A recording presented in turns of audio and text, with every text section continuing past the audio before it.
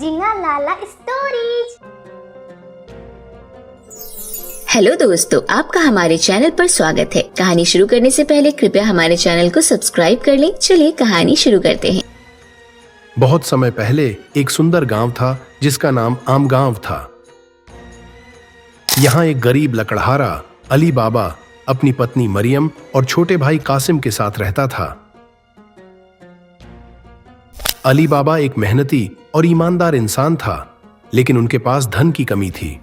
वह रोज जंगल में लकड़ी काटकर उसे बेचता और उसी से अपने परिवार का गुजारा करता। एक दिन जब अली बाबा जंगल में लकड़ी काट रहा था, उसने अचानक 4 धुरंधर लोगों को देखा। वे एक साथ चल रहे थे और उनका अंदाज अलग था। अली बाबा ने महसूस किया कि ये लोग साधारण चोर हैं। चोरों ने एक गुफा के पास रुककर कहा, खुल जा सिम सिम, और गुफा का दरवाजा अचानक खुल गया। अली बाबा का दिल तेजी से धड़कने लगा। उसने सोचा, यह क्या है? क्या यहां कोई खजाना है? जब चोर चले गए, अली बाबा ने अपने साहस को जुटाकर गुफा में प्रवेश किया। वहां उसने देखा कि गुफा के अंदर अनमोल खजाना था। सोने के सिक्के, बहुमूल्य गहने और कीमती सामान। अली बाबा ने देखा कि खजाना तो भरपूर है, लेकिन उसे यह सोचकर डर लगा कि इसे कोई और न देख ले। अली बाबा ने थोड़ी देर गुफा में बिताई और कुछ सोने के सिक्के और गहने उठाकर अपने घर ले आया। जब उसने अपनी पत्नी मरियम को दिखाया तो वह चौंकी। उसने कहा, यह सब कहां से आया? क्या यह सही है? अली बाबा ने उसे बताया कि उसने चोरों की गुफा से यह खजाना पाया है। मरियम ने उसे समझाया कि उसे बहुत सावधान रहना चाहिए, लेकिन अली बाबा का मन दौलत के लालच में भटक गया। कुछ दिन बाद कासिम, अली बाबा का भाई, को अली बाबा की सफलता के बारे में पता चला। उसने सोचा, अगर अली बाबा यह सब कर सकता है तो मैं भी कर सकता हूं। उसने गुफा के पास जाकर वही शब्द बोले, खुल जा सिम सिम, और गुफा का दरवाजा खुल गया। कासिम ने अंदर जाकर देखा, लेकिन उसने अली बाबा की तरह सावधानी नहीं बरती। वह बहुत ज्यादा खजाना उठाने लगा। लेकिन जब वह बाहर निकलने लगा तो उसने दरवाजा बंद कर दिया और अंदर फंस गया। चोर वापस आए और कासिम को पकड़ लिया। चोरों ने उसे मार डाला। जब अली बाबा को अपने भाई की मौत का पता चला तो उसने बहुत दुख मनाया। उसने सोचा कि उसे अपने भाई की लाश को वापस लाना होगा। उसने चोरों से बदला लेने की योजना बनाई।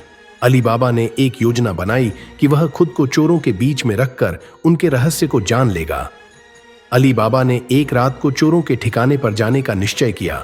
उसने खुद को एक साधारण व्यापारी के रूप में प्रस्तुत किया और चोरों से मिलने गया। चोरों ने उसे अपने समूह में शामिल कर लिया। धीरे धीरे अली बाबा ने चोरों के रहस्य और उनके खजाने के बारे में जान लिया। एक दिन चोरों ने एक योजना बनाई कि वे एक अमीर व्यापारी के खजाने को लूटेंगे। अली बाबा ने सोचा कि यह उसके लिए एक सुनहरा मौका है। उसने अपनी समझदारी का इस्तेमाल करते हुए चोरों की योजना को फेल करने का निर्णय लिया। उसने गांव के लोगों को बुलाया और सबको चोरों के बारे में बताया। सभी ने मिलकर योजना बनाई कि वे चोरों को पकड़ लेंगे। जब चोरों ने अमीर व्यापारी को लूटने की कोशिश की, तब गांव के लोग अचानक आ गए। अली बाबा ने सबको चिल्लाने के लिए कहा, चोर चोर। गांव के लोग एकजुट होकर चोरों पर हमला करने लगे। चोर बहुत डर गए और भागने लगे। लेकिन अली बाबा ने उनकी योजनाओं को विफल कर दिया। अंततः चोर भाग गए और कभी लौटकर नहीं आए। गांव के लोग अली बाबा की बहादुरी की तारीफ करने लगे।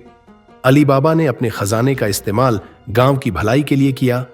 उसने एक स्कूल और अस्पताल बनवाया ताकि सभी गांव के लोग शिक्षित हो सकें और स्वस्थ रह सकें।